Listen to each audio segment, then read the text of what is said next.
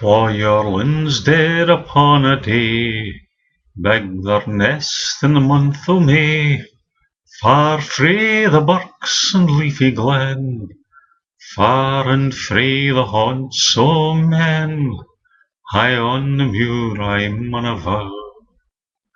The Yorlin hen laid in her bower, eggs 1, 2, 3 and 4, skinkling there like ony gaw, the yellow flowers in a blaw, in shady o' yon broomy now.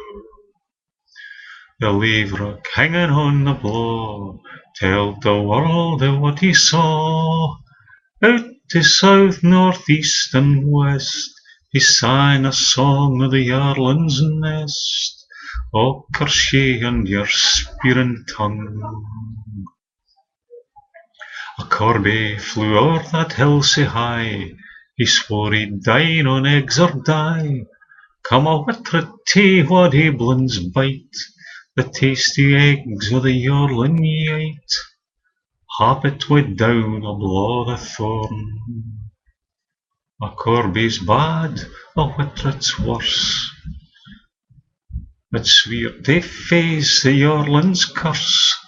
He sat in a thorn wi' his heid a gee. Deal, deal, deal, tak ye, far awa frae me and mine.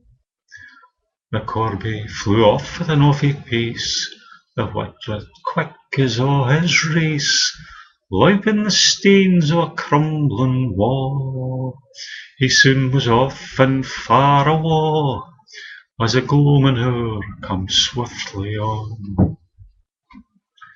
And all the while the Yorlin flees, you'll hear nae plea for bread nor cheese.